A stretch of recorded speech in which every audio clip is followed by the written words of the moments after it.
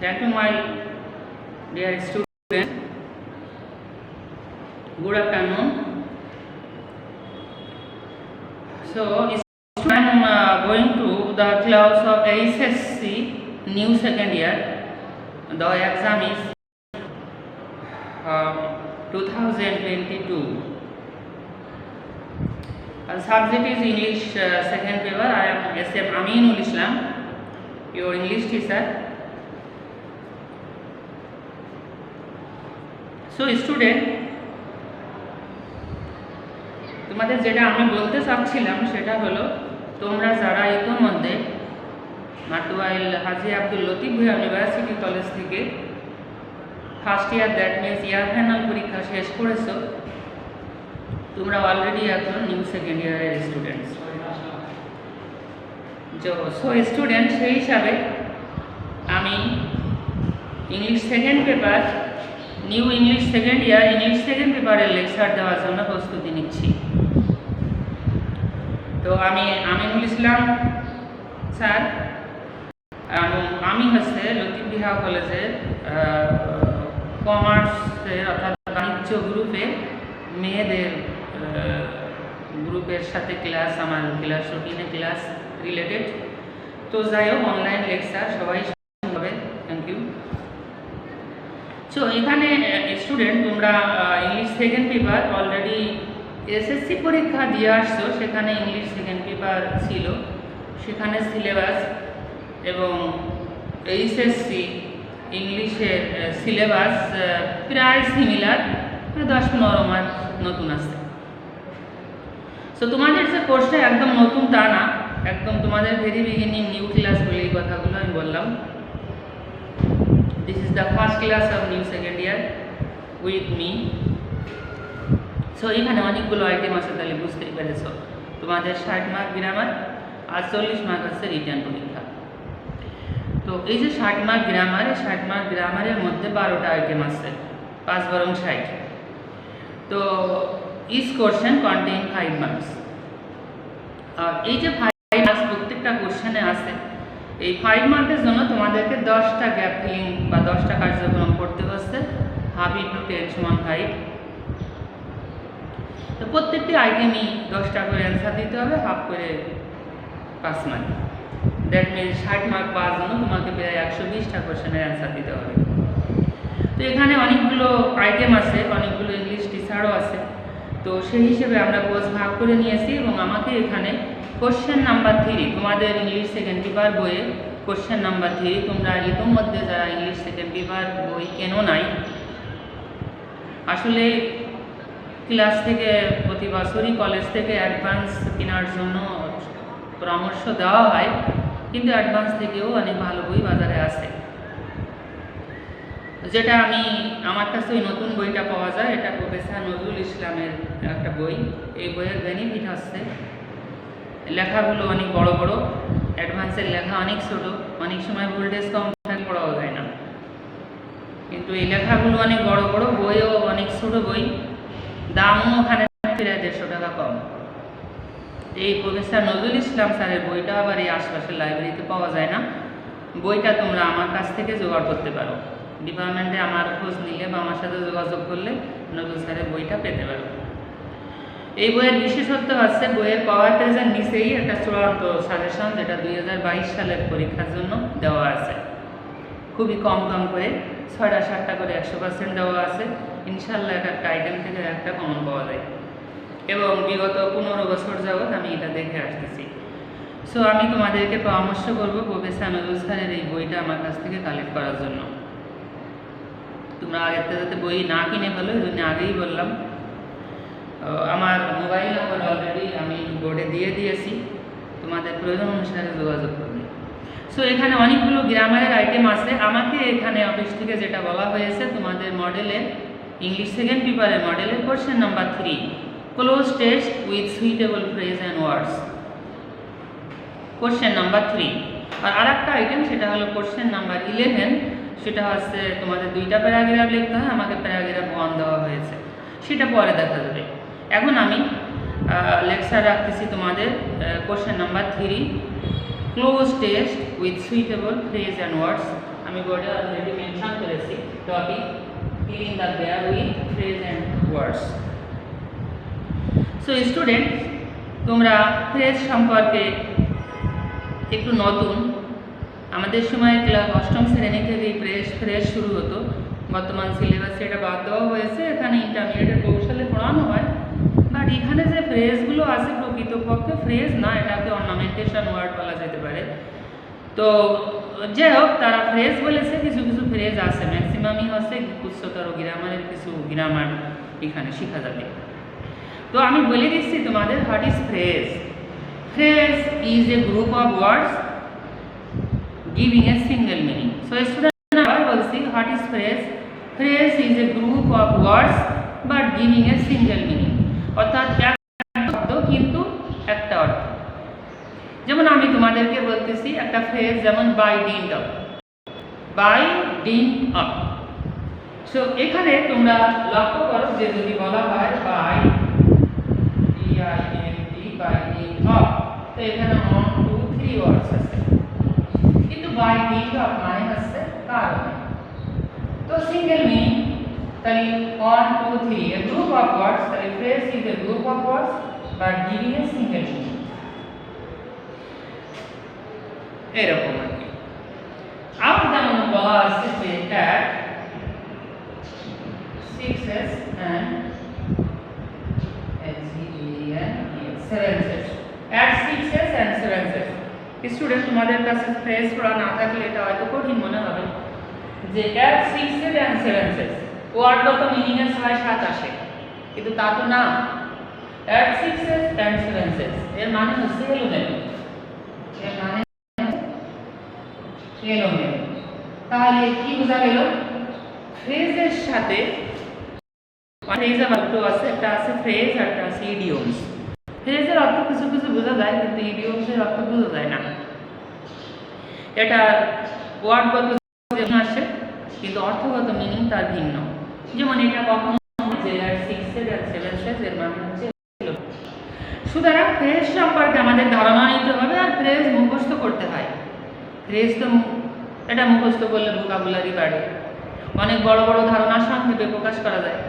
সুতরাং তোমরা এই মডেলে যাইবা এবং দেখবা মডেল শুরু হওয়ার চ্যাপ্টারের শুরুতে বেশ কিছু ফ্রেজ ওয়ার্ড দেওয়া আছে, বইটা কিনলে তোমরা সেখান থেকে সহজে পেতে পারো। সেটাও আমি এটা বলতে পারি যে অ্যাডভান্স বইয়ে এই ফ্রেজ অ্যান্ড ওয়ার্ডসের তালিকা, বিশাল একটা তালিকা আছে, অনেক বড়, কিন্তু নজরুল সাহেব বইয়ের এই তালিকাটা খুবই ছোট একটা তালিকা, হয়তো 22-25টা বা 30টার মতো। ইনশাআল্লাহ এখান থেকে 10টা কমন পাওয়া যাবে। তো তোমরা, আমি আগেই বলেছি যে এখানে লাইব্রেরিতে খুঁজলে বইটা পাওয়া যাবে না, যে কারণের জন্য প্রতিবার আমি আমার কাছে রাখি। কলেজে প্রায় 50-60 জন স্টুডেন্ট আমার কাছ থেকে প্রতিবার এই বইগুলো কালেক্ট করে। তো সেই হিসেবে তোমরা কালেক্ট করলে এখানে ইজি গ্রামারের প্রত্যেকটা আইটেমই বেশ ইজি আলোচনা করা আছে। আমি তোমাদের পরিস্থিতির জন্য কিছু জিনিস দেখাবো যে fill in the gap with phrase and words এটা কি ধরনের। এটা আসলে গ্রামেটিক্যাল আইটেম আলোচনার কিছু নেই, আমি সাথে সাথেই পূরণ করবো, সাথে সাথেই বলবো। যেমন এটা যদি কোশ্চেন নাম্বার 3 হয়ে থাকে, যেমন আমি তবু এখানে আইডেন্টিফাই করতেছি, তোমাদের এখানে বলা আছে মডেল কোশ্চেন, সেটা অ্যান্সার টু দা কোশ্চেন নং 3 এই বিষয়টা। এখানে দেখা যাবে কি এই বক্সের শুরুতেই একটা বক্স থাকবে, শুরুতেই একটা বক্স থাকবে। এই বক্সের মাঝে কিছু ওয়ার্ড দেওয়া থাকবে, সেই ওয়ার্ডগুলোকে নিয়ে নিচে গ্যাপ ফিলিংটা পূরণ করতে হবে। যেমন এখানে দেওয়া থাকলো দেয়ার, এখানে দেওয়া থাকলো কি, তারপরে এরকম একটা বক্স দেখলো, এখানে হয়তো বলা আছে ডোন্ট মাইন্ড, এখানে হয়তো বলা আছে would you mind.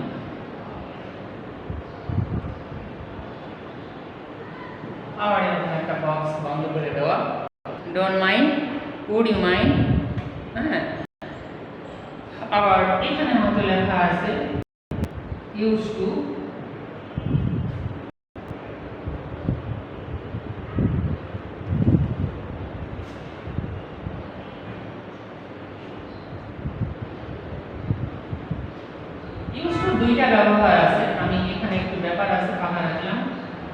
Used to. আমরা আজকে এই কয়টা এখানে শিখব। তো যে কারণের জন্য স্টুডেন্টস বিষয়টা কিন্তু খুবই সহজ। যেমন এখানে দেয়া আছে ইট আছে এবং এখানে এ বি সি ই তার পাঁচটা সেন্টেন্স দেওয়া থাকবে। তাহলে এখানে আছে এই জায়গাটা ফাঁকা, যে কি was a in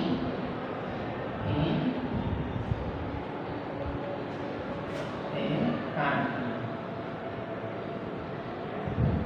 যেমন এখানে বলা আছে was a king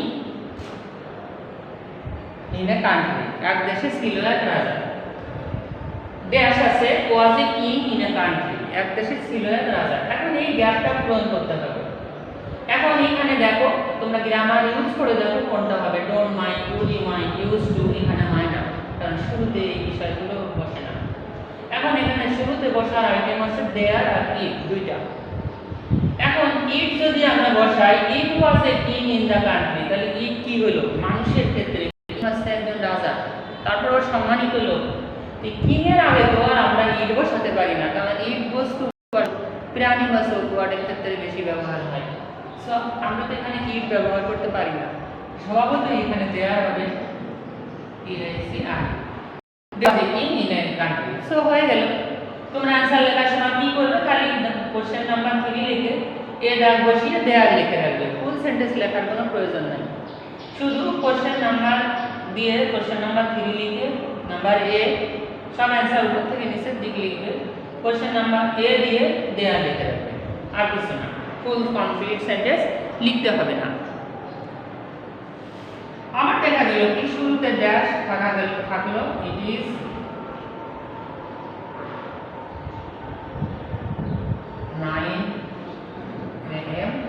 নাও। এখন 9টা বাজে, এখন 9টা বাজে, সাবজেক্ট নাই। তা আমরা এখানে যে কয়টা বসিয়েছি তার মধ্যে তো দেয়ার আর ইট সাবজেক্ট হতে পারে। তাহলে দেখা গেল আর কিং এর ক্ষেত্রে লাগিয়ে দিলাম there was a king in a country. তো স্বভাবতই এখানে কি ব্যবহার করতে পারি? আমরা ইট ব্যবহার করতে পারি। তাহলে এখানে আমরা বসাতে পারি it is 9 AM now. So গ্যাপে খালি বি নাম্বার বসিয়ে অ্যানসার খালি ইট লিখে রাখবে, কমপ্লিট লেখার কোনো প্রয়োজন নাই। আবার দেখা গেল কি এখানে আরেকটা লাইন এরকম ফাঁকা দিয়ে লেখা আছে টেকিং এ কাপ অফ টি, এরকম যদি হয়ে থাকে তাহলে আমরা এখানে কি ব্যবহার করব? তোমরা স্টুডেন্ট লক্ষ্য করো যে গ্যাপের পরে টেক আছে এবং টেক ভাবটা আইএনজি যোগ আছে। এই যে টেক ভাবটা আইএনজি যোগ আছে। তো আমরা দেখতে পারি যে যদি বাক্যে উড ইউ মাইন্ড বসে, বাক্যে যদি উড ইউ মাইন্ড হয় তাহলে উড ইউ মাইন্ডের পরে ভাব আইএনজি যোগ হয়। এটা একটু মাথায় রাখতে হবে যে উড ইউ মাইন্ডের পরে ভাব আইএনজি যোগ হয়। তুমি যখনই দেখবে যে গ্যাপের পরে ভাব আইএনজি যোগ আছে তাহলে সেক্ষেত্রে উড ইউ মাইন্ড বসাতে পারো। উড ইউ মাইন্ড তাই দাঁড়ালো উড ইউ মাইন্ডের পরে ভাব আইএনজি যোগ। এটা সব সময় ক্ষেত্রে মাথায় রাখতে হবে যে উড ইউ মাইন্ডের পরে ভাব আইএনজি যোগ হয়। তুমি গ্যাপের পরে ভাব আইএনজি যোগ পেলে সেখানে উড ইউ মাইন্ড গ্রামারটা বসিয়ে দেবে। আরেকটা যেমন আছে, যেমন আই ডোন্ট, এটা মুশকিল একটু এটা ফাঁকা রাখি।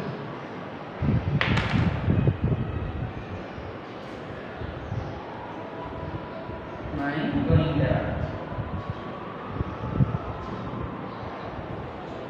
এখানে কেমন আছে যে আমি সেখানে যেতে কিছু মনে করব না। এখানে স্টুডেন্ট লক্ষ্য করো গোয়িং আছে।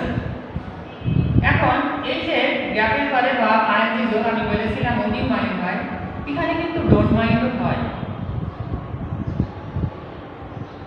তাহলে বিষয়টা একটু ঝামেলা হয়ে গেল যে উড ইউ মাইন্ডের পরে ভাব আইএনজি যোগ হয় আর ডোন্ট মাইন্ডের পরে আইএনজি যোগ হয়। তাহলে তোমরা কোনটা ব্যবহার করবে? এই ধরনের নির্দিষ্ট কোনো ব্যাখ্যা স্টুডেন্ট নাই। তাহলে আমাদের সমস্যা যে গ্যাপের পরে taking I N G would you mind হবে, আবার গ্যাপের পরে গোয়িং ভাব আইএনজি যোগ ডোন্ট মাইন্ড হবে। তো কোনটা বসাবা?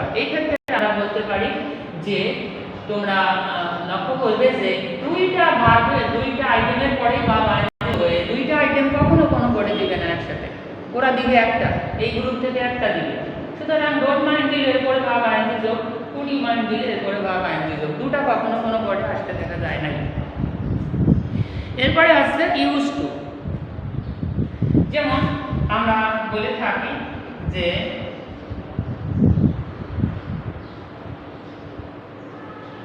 I read,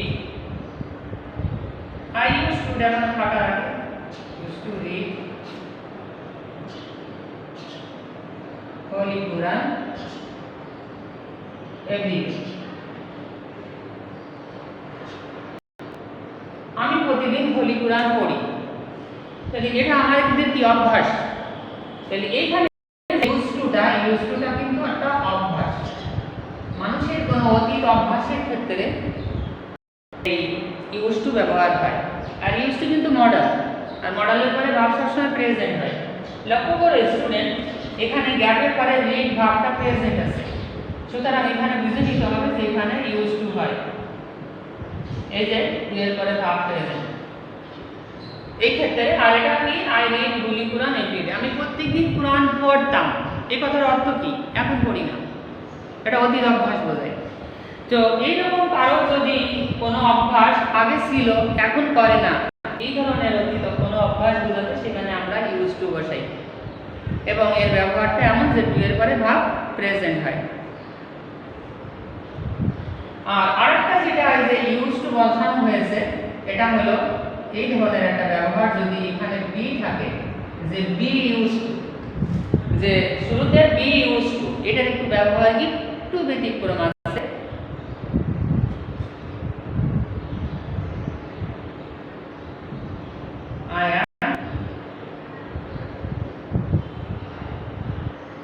I am used to working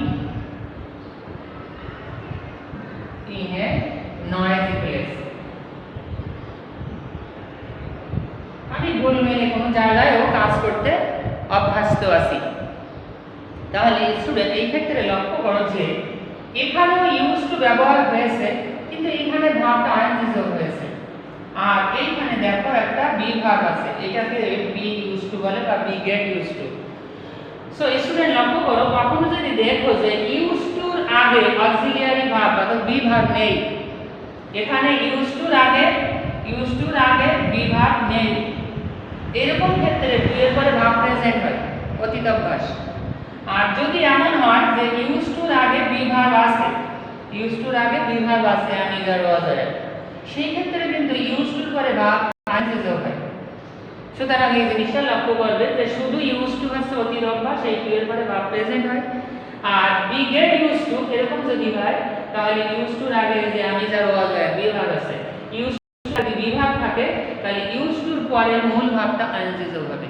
তা তোমরা ব্যবহার কিভাবে করবে? যদি গ্যাপের পরে দেখো ভাব আইএনজি যোগ, তাহলে হবে am used to অথবা is used to অথবা was used to, অর্থাৎ একটা বি ভাব সহ ইউজ টু। আর যদি গ্যাপের পরে শুধু ভাব প্রেজেন্ট থাকে, ভাব অন, তাহলে সেই ক্ষেত্রে হবে শুধু ইউজ টু। আশা করি পার্থক্যটা বুঝতে পেরেছো। জি স্টুডেন্ট, থ্যাংক ইউ। তো এই বিষয়টা অনেকগুলো বইয়ে অনেক আইটেম থাকলেও আমি 20 বা 22টা আইটেম তোমাদের শেখাবো। আশা করি বোর্ডে 20-22টা থেকে 10টা কমন পাওয়া যাবে। তো একদিনে অনেকগুলোই সহজ, কিন্তু অনেকগুলো একদিনে শিখলে এটা মনে রাখতে পারবে না। আজকে এই 5টা আইটেম শিখাইলাম, 6টা আইটেম, আগামীতে আবার 5-6টা আইটেম শেখানোর চেষ্টা করব। প্রতি মঙ্গলবারে আমার ক্লাস হবে। So thank you everybody.